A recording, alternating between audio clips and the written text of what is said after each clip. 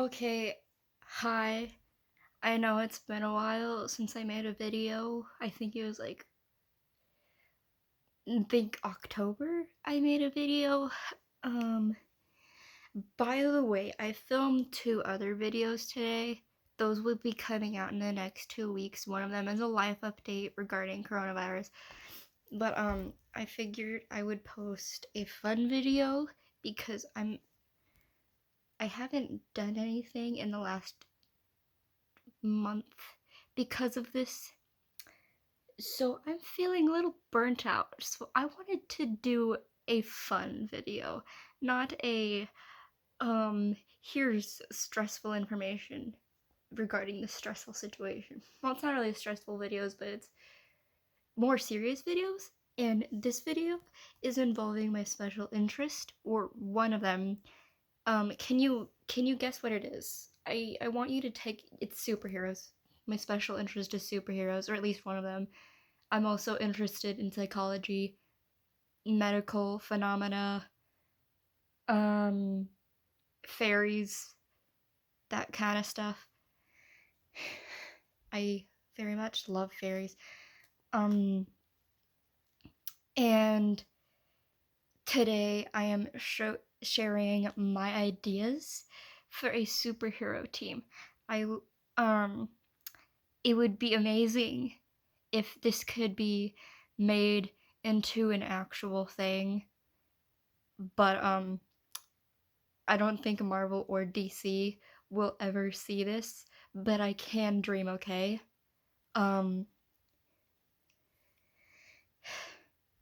anyway, I did this out of boredom. I've been working on these concepts for a very long time, and most of these superheroes represent what I want to see in a superhero team. It might be like some of these superheroes might be a little like trying too hard at being PC, I guess. I don't know what to say, but or trying too hard to be diverse or something. But whatever. These are just things I created, and they at least have like some backstory, and their stories aren't entirely revolving around how unique they are. They actually are connected to why they became a superhero, or at least their stories make sense to me. I don't know. It's a work in progress, okay? I'm not claiming to be an expert. For me, their stories make sense, and they're just things I want to see in the media. Because, um, there are some times where I don't see the kind of representation for me that I want to see, and there are some ideas that I have regarding superheroes. I just really want to see them. Um, and you know, um, I also don't have superhero names for. I only have a superhero name for one of them because it was easy to come up with, but like coming up with a cool super name is really hard because all the cool super names are already taken. So I'm just I wanted to make this. The first person I have is it like this is just by the way they're all on the same team. Their stories are connected. Um they well most for the most part their characters are connected. One of them is a little out of place. I couldn't find a way to connect them, but I just wanted them to be on the same team and everything. So the first person I have, her name is Winifred, aka Winnie, which is her nickname, not her superhero name. People just call her Winnie. Her name is Winifred Warner, aka Winnie. She's autistic. I really wanted an autistic superhero, so I just made one on my own.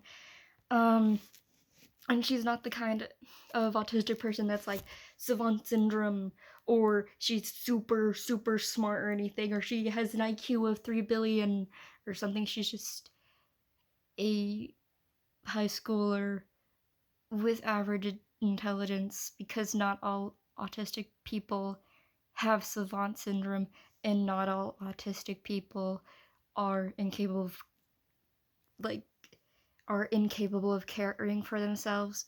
She's just high functioning autistic person. Um, by the way, I do have autism, so this is from experience, and I do prefer saying autistic person. I do prefer identity first language in that scenario. If you have different opinions, that's cool. I'm not gonna yell at you or anything, but if please don't comment down below, be like, actually it's person with autism, because I will just I just don't. The comments not necessary for you to go down in the comments and be like, actually you're supposed to say person with autism, because I'm an autistic person and I prefer autistic person. Just wanted to throw a disclaimer out there. Anyway, so she's autistic. Her special interest is in geology, which leads to her finding a power. So sometimes she likes going out and just looking at rocks because she's like, oh, this is cool. Then sometimes she'll try to identify what kind of rock it is. And one day, if I look off camera for sometimes, there's a lot of people that live in my house, so I might just look at the noise because it's instantly grabs my attention. But so if I look off camera, it's because of random noise. So one day she found this rock, and she was like just examining it, brushing it, and she finds this crystal kind of inside of it. So she's chipping away at it, trying to see what the crystal is, to see if she can identify what kind it is, and it's a necklace. And she's like, oh cool, I found a necklace. And she's trying to identify what the crystal is, but she's never seen this crystal before. And so she's like, okay, I'm just gonna leave it there. And then one day the next day she wakes up and she's wearing the crystal, and she's like, I don't remember putting this on. So she tries to take it off, and then it just appears back on her. And then she finds out through some circumstances. I don't know what the circumstance is gonna be yet because I haven't gotten that far. But through some circumstances, she finds out that this crystal gave her some magic power, and the powers it gave her was it can create. One of the powers is if she's in danger or she's about to be hit by something, it'll create a shield made of the crystal around her. She also has the power where through alchemy she can create objects out of rocks. Like if she finds a rock or like a big rock or something, she can turn it into a sword or whatever. So that exists. She can create stuff with the rocks, whatever it may be. It could even it could be anything. It could be a pot for her to put a plant in or something. She can just turn stuff into something with the rocks, which can come in handy. And the crystal, it's like sentient. A little bit, just kind of sentient. So sometimes if the crystal's like, I think Winnie's in danger, it'll just create a shield around her. So Winnie's not really in control of it making a shield. It just does that on its own because it's like, I want to protect this random human. Anyway, on to the next person in this lineup is Jalea from the planet Pagora. Jalea is her name from her planet name, but her Earth name is Caroline Parr. So that's her name she uses to go undercover, to pretend to be a human and stuff. She came to Earth from the planet Pagora at the age of 11. by the way, I do have notes right here that I'm reading off of, because if I don't have notes, I will dissociate and then forget what I'm trying to say, which creates like very long pauses, and I don't think you guys want me like to see me dissociating for like 3 minutes. But the reason she left her planet was because the planet was kind of, it was losing resources, and there's like this certain disease on the planet that was depleting their resources, so they weren't able to get food or all this other stuff because it was killing the resources the disease was. So she left, and she also left with her alien parents. So she didn't go all alone. She's with her parents, and they were just living on Earth. And these nice people helped her find out how to like be a human, but for the longest time she didn't know how to adjust to human cultures. She became a high school teacher, which is how she met Winnie and another character that's in this. And she became Winnie's mentor because she was like, I understand how what Winnie goes through, because I had a hard time adjusting to Earth culture because it was different from the culture of Pagora. So she is like becomes a mentor to Winnie. She's like, yeah, I understand. I understand a little bit what you're going through with how to adjust to Earth culture. By the way, I didn't create a power set for this character. I probably should have, but she's the team leader, by the way. So she's the one that's running the team. Because this team only has 2 adults. Which brings me to my next point. Actually, there's still a point for Jalea, but actually, no, there isn't. I got to all those points. I'm sorry, I misread something.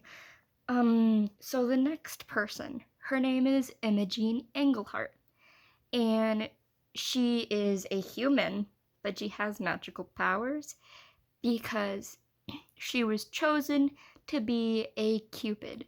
And Cupids in this world are different from the Cupids you hear about where it's the Greek god Eros. Like, Eros is still involved in this. I'll explain a little more on that, but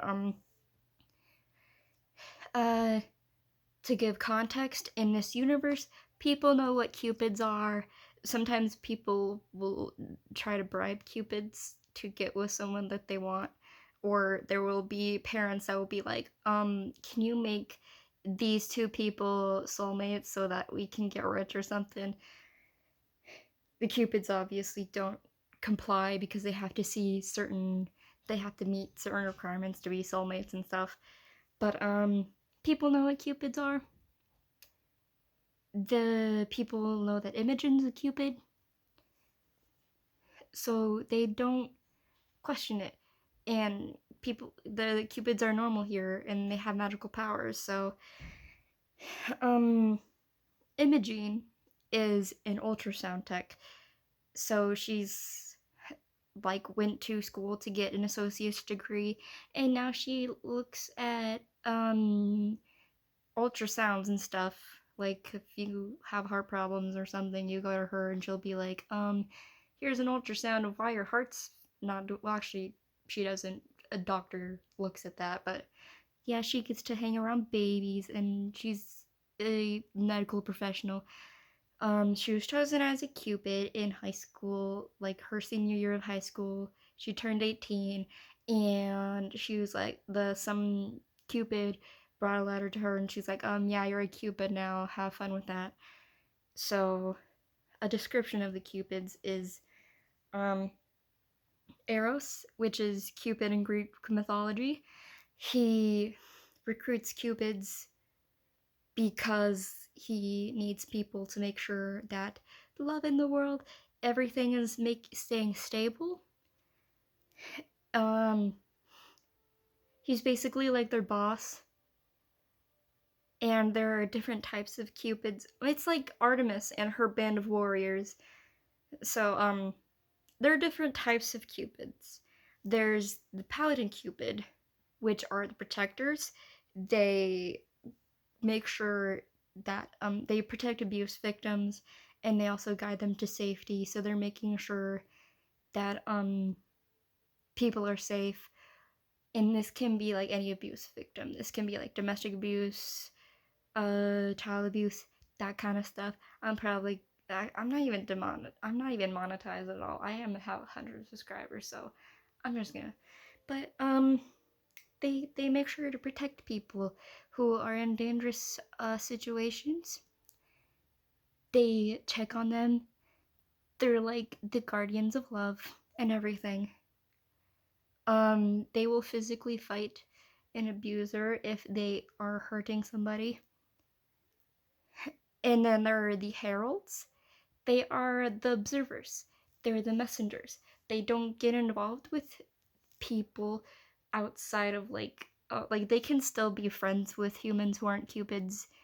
They can do stuff, but like they just can't interfere with like things out like within the cupid affairs.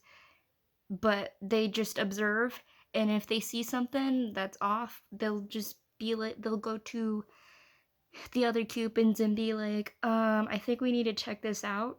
They're like the secretaries of the cupid world.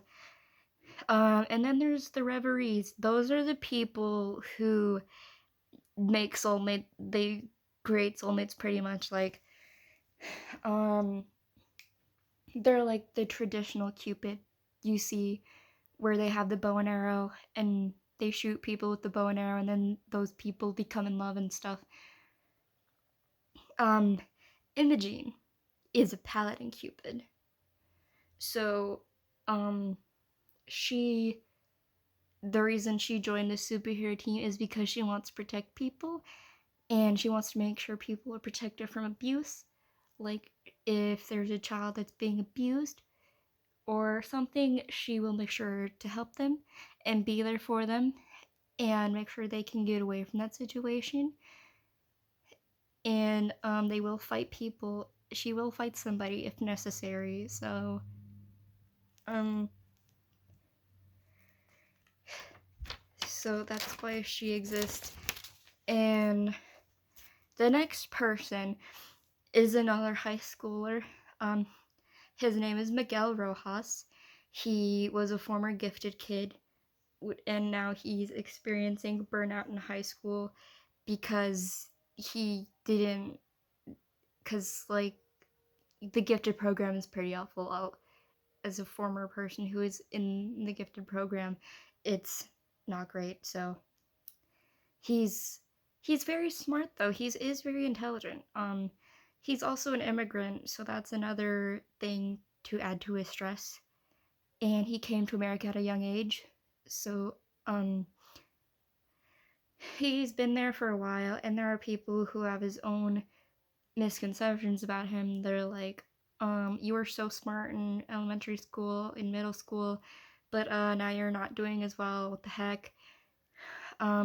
Typical gifted kid stuff. If you've been a gifted kid in a program, you know exactly what I'm talking about. So he's just stressed out from all these expectations, and the only way he can escape and do something that he loves without stressing him out is building stuff. So he like builds robots and stuff. I know you see a lot of those characters there, but he it's just that's where his parasite comes from. He's not actually like a super powered person, but he is a person who can build stuff. And that's how he gets fighting gear and everything. So he stops crime fighting. He also helps people who don't he also helps people who might be in crime because they need money or they what they feel like is the only option. He he also joined the team because Jalea, or Caroline Parr, the leader of the team, she was like, you're really good at building stuff. Maybe you could help out and everything. We can fight crime and everything. So he was like, yeah, I'll do that. You know, and because he likes doing that stuff. He likes being a superhero because building stuff is what helps him feel accomplished and everything. So he does that because he's like, this is the one thing I'm good at, and because you know that typical gifted kid burnout where if you're not immediately good at something, you just stop. So he's like, I'm only good at this, so I'm just gonna do it, and at least it helps people. And then the last two characters, I'm putting them together because they're basically the same category. They are twins, but they're also sixth graders. They're not actually official members, but the main team adopted them pretty much because these two, they like to go, they don't do actual crime fighting. So they may be 12 years old and they may be considered superheroes, but they're not fighting anything, so don't worry, they're not in danger. But they do rescue cats and dogs. Like, I created these two because I was like, I watch videos all the time where people are reunited with their dogs and cats, and it's super emotional. Or people rescuing dogs and cats from certain situations, and I'm like, and it made me cry. So I decided to create two twins. Their names are Mia and Eli Morse. They they're just 12-year-olds who dress up in costume and they go rescue cats and dogs, and they they can speak to animals, and they also have the ability to calm animals. So that's how they get the cats and dogs out. And the police are like, these kids are adorable. So the police sometimes help them, but also the main team helps them when they're bored sometimes. Uh, they're also famous on the internet because they're two kids dressed up in superhero costumes who rescue cats and dogs. Um, and I just do that. I wanted to make that because if this were to ever get made into a comic book or a TV series or something, they could be like they could be like a B plot where they're just rescuing cats and dogs and stuff. You know. Um Sometimes they accidentally save the day, like sometimes if if there's like a super villain that was like, oh my goodness, I'm a supervillain because I lost my dog. I haven't been able to find him in over a year. And then, like, the kids would be like, oh, what does the dog look like? And the supervillain would be like, give a description. And then they'd be like, oh, we know where that dog is. We took him to the animal shelter. He's like yesterday. He's still probably there. We can go check it out. And then the person's just no longer a supervillain or something. Or like they could save a dog and the dog like distracts a supervillain. Um Also, there's an unwritten rule in the supervillain society or whatever, or amongst the supervillains everywhere, where they're like, if you lay a finger on these two kids, you will die a slow and painful death because you do not hurt these kids. They are not the enemy. Because so the supervillains just leave them alone. Sometimes there are circumstances where a supervillain will try to hurt them, but it doesn't go well for that supervillain because these two are so adored. by the public and heroes and villains alike. So, they're basically untouchable at that point. So, though that's my idea for a superhero team. Marvel, DC, if you are watching this, feel free to contact me. I would love to see this exist in real life. Um, that's kind of it. Maybe one day I will actually get to more superpower sets, especially for Jalea, considering she's the team leader. I still need to like create lore around stuff like um Winnie's crystal or Jalea's planet or more backstory for Miguel and stuff, and or stuff around Cupid's. Um, but that's my idea for a superhero team.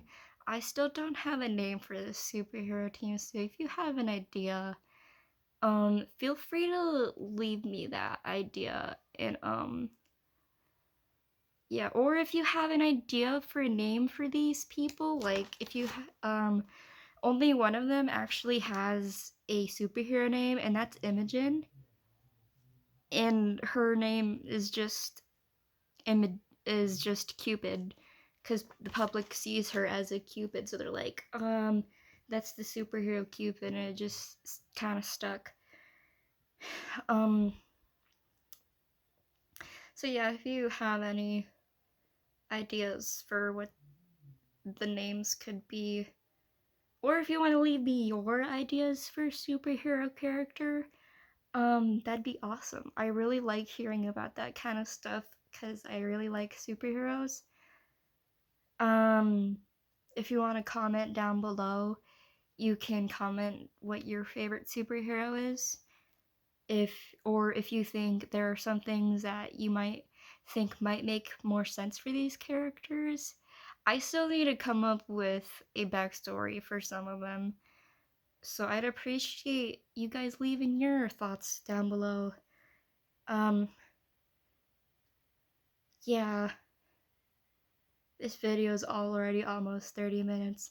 This is going to be awful to try and caption. But, it was nice posting again. By the way, if you see me in the same exact outfit for the next 2 weeks, there are 2 more videos coming out. That's because I filmed all 3 videos in a day.